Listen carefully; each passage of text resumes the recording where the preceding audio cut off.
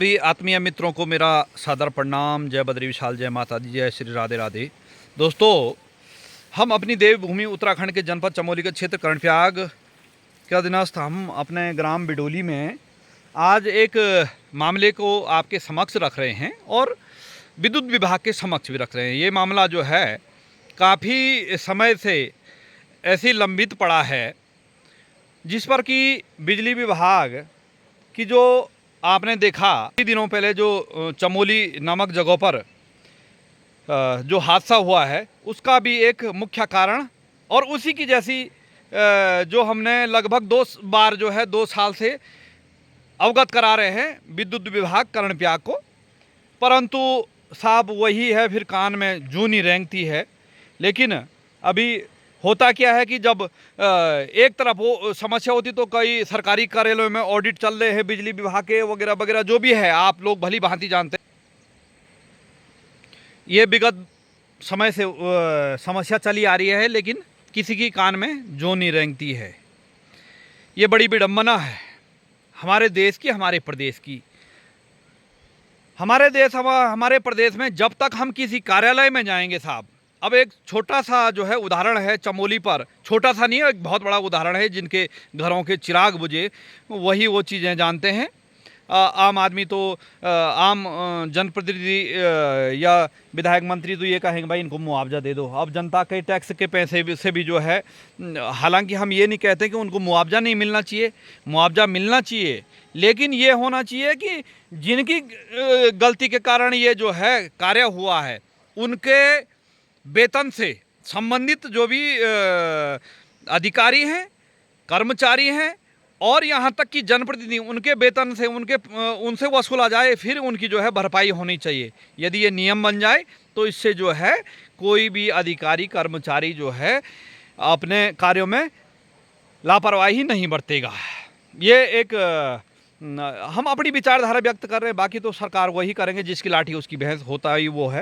आपको जो है क्षेत्र की समस्या, क्षेत्र बोले तो गांव की समस्या, और गांव की समस्या के बीच बीच में जो भी लोग इस सड़क से जाते हैं उनकी भी समस्या बनी हुई है। ऐसा कुछ नहीं है कि हमारी गांव की, यदि ऐसा होगा तो हमारे गांव को समस्या आएगी। समस्या किसी भी आ सकती है। आप बने रहेगा, आपको आगे का के बारे में अवगत कराने का प्रयास करते हैं। दोस्तों, आपको मैं सबसे पहले अवगत करा देता हूँ कि यहाँ पर जो विद्युत विभाग की समस्या है, जिसको पिछले हम 2-3 बार उनके संदर्भ में बिल्कुल पूर्ण रूप से प्रार्थना पत्र दिया, कार्यालय में जाके जो है अवगत भी कराया, लेकिन कान में जौ नहीं रेंगने वाली कहानी हो जाती है। लेकिन हम ये कह रहे हैं दोस्तों, सबसे पहले अवगत करा देते हैं। ये आपको हमारा क्षेत्रीय मार्ग दिखाई दे रहा है, जो कि कर्णप्रयाग से नैनीसैण मार्ग इसको कहा जाता है, और है भी वही। ये देख सकते हैं आप। अभी कुछ पेड़ हैं, उस पेड़ की वजह से पूरा नहीं दिख पा रहा, लेकिन आप देखने का प्रयास कीजिएगा। अब जो यहाँ से विद्युत विभाग द्वारा जो लाइन यहाँ हमारे ग्रामीण क्षेत्र में खींची गई है, ये ग्राम कनखुल है। यहाँ से पेड़ों के बीच में वो बिजली की जो लाइन है वो दिखाई नहीं दे रही, लेकिन जो मुख्य लाइन है उसको मैं आपको दिखाने का प्रयास करूँगा। ये है दोस्तों, और यहाँ दूर से इसलिए बना रहा हूँ कि आप लोग भी यहाँ से इसका अवलोकन अच्छे से कर पाएँ। ये आपको दिख रहा होगा, ये 2 बिजली के पोल हैं दोस्तों, और इसका इतना लंबा रेंज है, इतना लंबा स्पान है, आप देख रहे होंगे ये। और ये देखिएगा यहाँ से ये आपको बिजली की तारें दिख रही हैं बीचों बीच। हालांकि अभी पेड़ हैं तो पेड़ों पे नहीं टकरी हुई है, कोई पेड़ों की तो कोई समस्या नहीं है, लेकिन ये है आपको एक बार फिर, ये है साहब। और ये यहाँ से बीच में कोई पोल नहीं है और न कहीं इसका कोई आधार है, और ये जाके सीधे लगभग, ये देखिएगा, ये आपको तार दिख रहे होंगे, और ये जाके यहाँ 2 पोल हैं, ये देखिएगा यहाँ 2 पोल। तो दोस्तों, इसका हवाई रेंज लगभग मुझे लगता है कि 500 मीटर से अधिक होगा। और 500 मीटर से अधिक होने से इसमें सबसे बड़ी परेशानी ये है कि आने वाले समय में कि ये यदि टूट गया तो ये सबसे पहले तो जो है, जैसे जो यहाँ से आगंतुक महानुभाव हैं आने जाने वाले इस सड़क पे, उनको हानि पहुँचाएगा। और उसके बाद जैसे इस मौसम में यदि ये टूट गया तो जो यहाँ खेतों में काम करने वाले काश्तकार लोग हैं उनको हानि पहुँचाएगा। और यदि शाम के समय पे हो गया तो अंधेरे में यदि सड़क में गिरा होगा वाहन, यदि उससे वाहन पे टकरा गया तो आप जान सकते हैं कि वाहन पूर्ण रूप से करंट से उसके चपेट में आ सकता है। तो इन विद्युत विभाग कर्मचारियों को हमने लगभग 2-3 बार अवगत करा दिया। इतना लंबा है साहब ये बिजली का स्पांज, इसके बीच में कोई आधार नहीं है। ये देखिएगा। और ये दोस्तों 11,000 वोल्ट की लाइन है, कोई छोटी मोटी लाइन नहीं है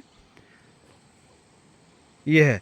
और हमने विद्युत विभाग कर्मचारियों को ये अवगत कराया कि यदि 2 पोल यानी इसका जो है बीच में यहाँ पर इस स्थान पर लगा के इसको थोड़ा यहाँ पे आधार मिल जाएगा, सहारा मिल जाएगा, तो ये जो इतना लंबा स्पांज है ये थोड़ा कम हो जाएगा और ख़तरा होने का कम चांस रहेगा।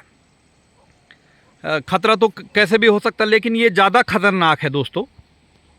दूसरी बात, ये विगत 2 बार ये टूट चुका है, लेकिन भगवान बद्री विशाल की कृपा और माँ राज राजेश्वरी जिठाई देवी की ऐसी कृपा रही, इसने किसी को हानि नहीं पहुंचाई।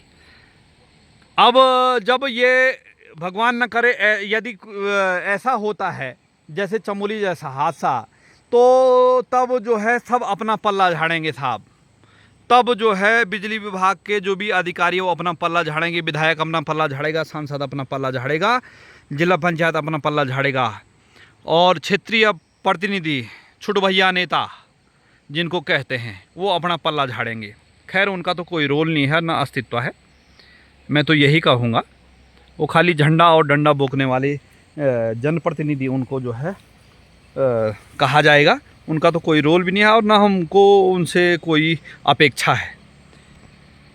तो ये है दोस्तों, हमने इस वीडियो बनाने का मुख्य तात्पर्य ये है कि जहाँ से बिजली विभाग भी इस पर संज्ञान ले और ज़्यादा से ज़्यादा क्षेत्रवासी इसको बिजली विभाग के कर्मचारियों के संज्ञान में डालें। संज्ञान में वैसे हम लिखा पढ़ी फिर करेंगे, लेकिन यहाँ पर फिर होता क्या है साहब, अधिकारी वहाँ से कहता कितना क्या है, लेकिन उस अधिकारी को सरकारी वाहन मिला होगा।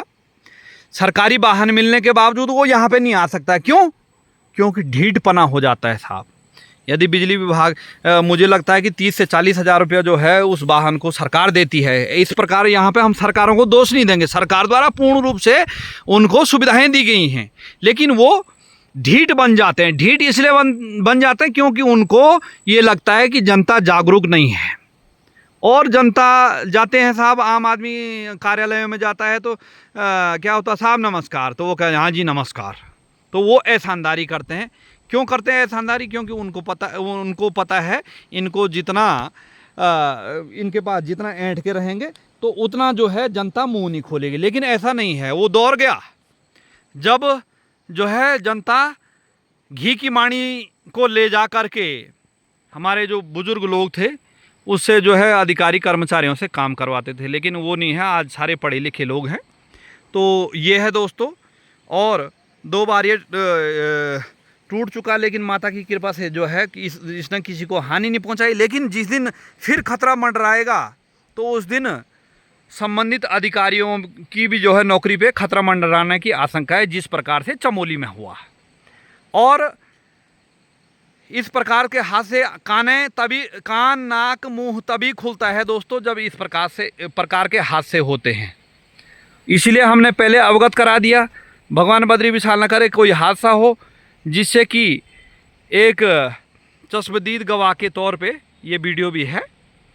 और कल हम जो है कार्यालय में जाके जो भी अधिकारी, संबंधित अधिकारी है उसको अवगत कराएंगे और यहाँ पे मौके पे निरीक्षण करवा के इसको यथाशीघ्र ठीक करने का प्रयास करेंगे। तो ये एक छोटी सी पहल है दोस्तों अपने अपने क्षेत्रों की, और आप भी इसी प्रकार के कहीं पे जो है जो बाद में दुर्घटनाग्रस्त जो इतना बड़ा हादसा बन जाते जिसको हम हल्के में लेते, उस प्रकार का कोई बिजली से संबंधित है या अन्य किसी से संबंधित है तो आप अवगत कराने की कृपा कीजिएगा। हार्दिक आभार, धन्यवाद। जय बद्री विशाल, जय माँ भगवती, जय माँ राज राजेश्वरी, सादर प्रणाम, जय श्री राधे।